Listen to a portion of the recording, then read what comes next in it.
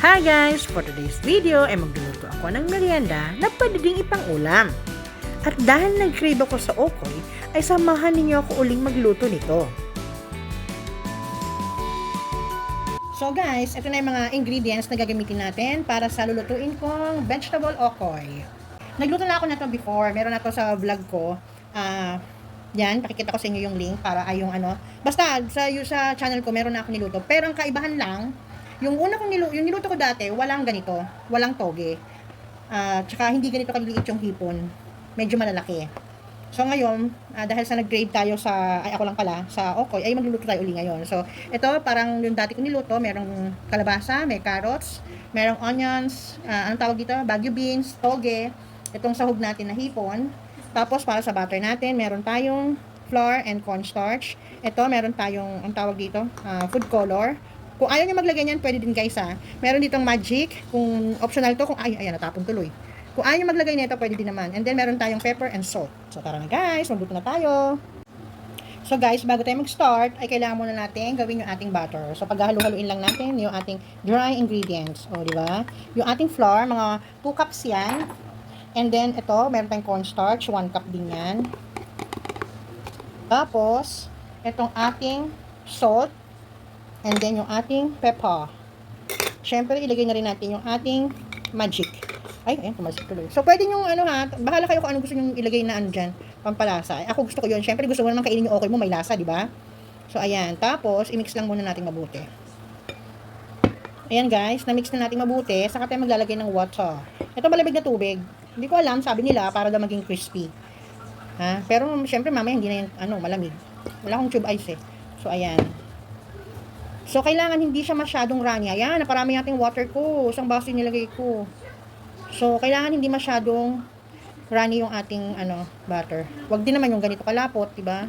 Wait lang, ko tayong tubig. So, ayan guys. Maglagay pa tayo ng konting tubig. Konti-konti lang.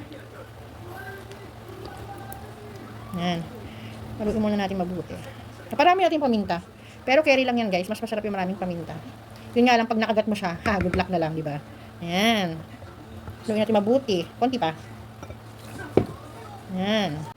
So guys, ayan na-mix na natin mabuti. Lagyan na natin yung ating food color. Kasi mas maganda pag may ganyan para buhay yung kulay ba. So ayan. Actually, hindi ko na to sa pinsan ko kay Myla. Naubos kasi yung akin eh. Ayan, konti pa. Masyado pala siyang makulay, Ayan, parang hindi naman pale yung ating mixture, di ba? Okay na ba yan? Ganda di ba? Kita nyo ba? Konti na lang siguro. Masyado pala siyang makulay, Tama na yan, baka naman ma-OA na. Ayan. O, di ba? Ang ganda ng kulay. Kita nyo ba yan? So, ayan, magpainit tayo ng mantika, guys. Tapos mag-assemble na tayo ng natin. Ipiprito natin. Guys, tingnan nyo. Tsara, o, di ba? Nag-dry ako, hindi ko na ipakita. O, di ba? So, mainit na yung mantika natin. Isa lang na natin. Ito ang una kong ginawa. So, ayan, guys. Mainit na. Push natin. Ayan.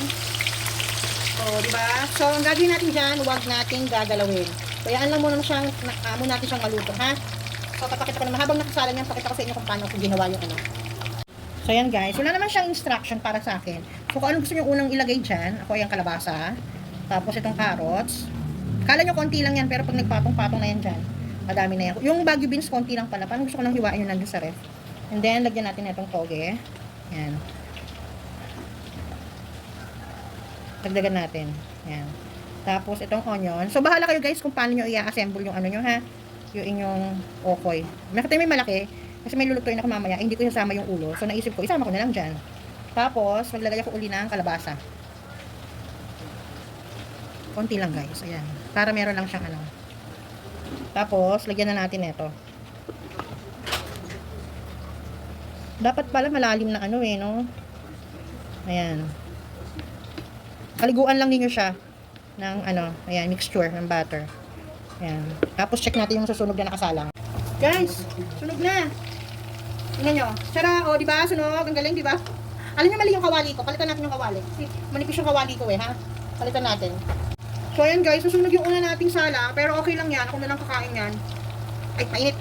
Tanga. Tapos sinauso yung kamay ko, So ayan guys. Saka parang makapal. So papalitan natin yung kawali natin guys, ha. So guys, hahanguin ko na siya.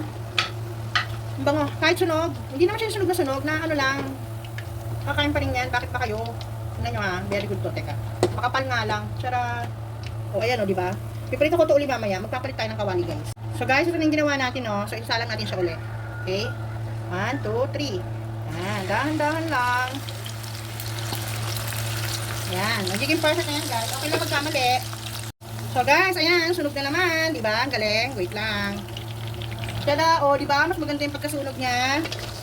O, hintayin natin uli. So, guys, check natin kung need pang ano. Ayan. So, ayan, ang ganda, diba? Parang sunog.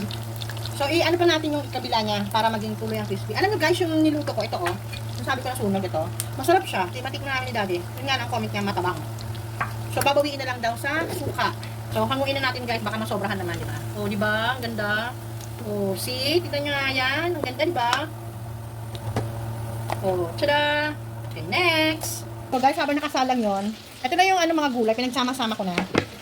So, wala tong hipon. Purong gulay lang to. Yan. Siguro mga dalawa kasi masyado. Tingnan na nga natin lahat. Wag kasi ano eh. Gulo ko, no? Okay lang yan. Yan. Ay, di. Ano ba? Teka nga.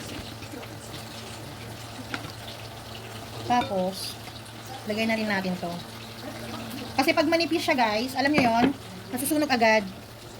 So, ayan. Tapos, saka natin lagay ito. Masarap pa rin naman siya kahit wala siyang hipon. Ba't ba kayo?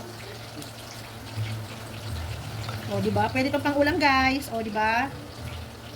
O, ayan ha. Binigyan ko kayo ng idea ha, ng ulam ninyo ha. Kaya, lutuin nyo na to. Matrabaho oo, pero worth it naman pag naluto na. Masarap kasi, lalo na pag niluto ko. O, diba? Pasensya na. Magulo yung aking lamesa. So, guys, ito na yung last. Ito na yung walang hipon. So, isasalang na natin siya. Sabi nila, save the best for last. O, diba? Yan. Yummy. So, guys, babalik ko rin ko na para masunog na. So, diba? Nakalas. So, balikan natin sa guys. So, guys, hanguin na natin. Luto na. Oops. Tada! O, diba?